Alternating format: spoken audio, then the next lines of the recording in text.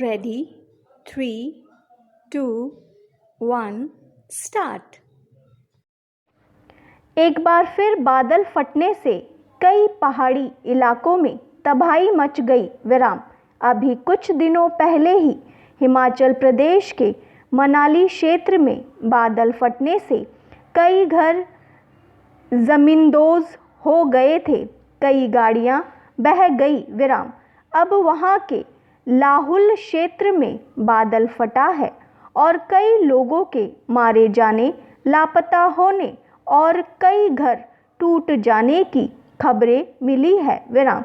इसी तरह जम्मू के किश्तवाड़ में बादल फटने की वजह से कम 4 लोगों की मौत हो चुकी है। 40 से ऊपर लोग लापता बताए जा रहे हैं। विराम। कई घर ध्वस्त हो गए हैं।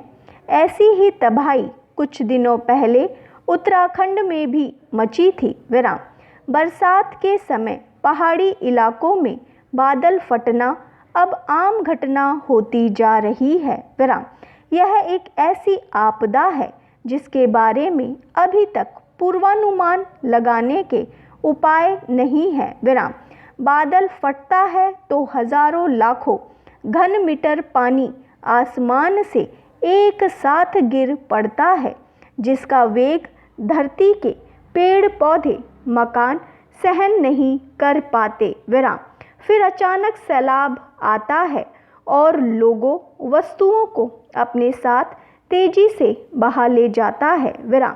ऐसा इसलिए होता है कि किसी इलाके में बादल कुछ अधिक जमा हो जाते हैं और वे अपनी नमी को संभाल नहीं पाते, अचानक बरस पड़ते हैं। विराम।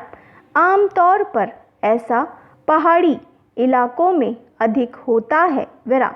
हालांकि बादल फटने की घटनाएं कोई नई है, पहले भी बादल फटते रहे हैं और उनकी मार लोगों पर पड़ती रही है, मगर पिछले कुछ दशकों में इसकी वजह से जैसी तबाही देखी जाती है वैसी पहले नहीं होती थी। विराम। इसकी वजहें साफ है।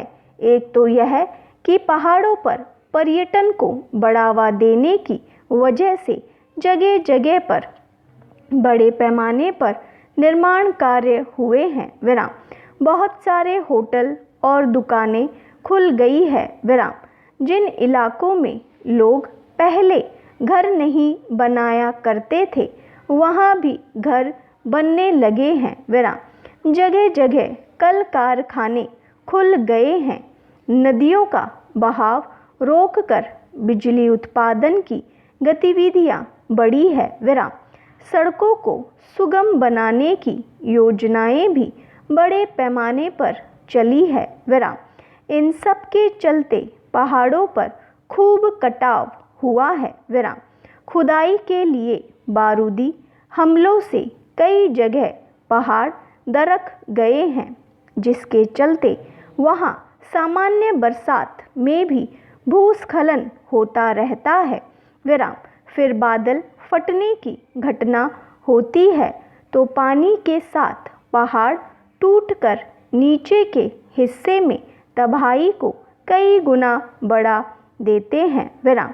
कुछ वैज्ञानिकों का मानना है कि कुदरत के साथ छेड़छाड़ की वजह से बादल फटने की घटनाएं अधिक होने लगी है। विराम। पहाड़ों में बादलों के ठहर जाने की स्वाभाविक स्थिति के अलावा बिजली उत्पादन के संयंत्रों और टेलीफोन टावरों की वजह से भी बादलों की दिशा और गति प्रभावित होती है। विराम। चुंबकीय तरंगों से सूर्य पर प्रतिकूल असर देखा जा रहा है। विराम। कई वैज्ञानिक तो सौर तूफान की आशंका भी व्यक्त करने लगे हैं। विराम। ऐसे में एक बार फिर यह बात रेखांकित हुई है कि कुदरत के साथ जितनी कम छेड़छाड़ की जा सके उतना ही मानव जीवन के लिए अच्छा है। विराम। पहाड़ों को तोड़ और खोद कर बेशक कुछ उत्पादन बढ़ा लिया जाए, मगर लोगों के जीवन की कीमत पर ऐसे उत्पादन और विकास का क्या मोल। विराम। अनेक पर्यावरण विज्ञानी पहाड़ों के साथ आतंकित होकर यह उद्घोषणा करते हैं कि अभी देर नहीं हुई है। विकास और कुदरत के व्यवहारिक समीकरणों पर गंभीरता से हमें विचार करना चाहिए। स्टॉप।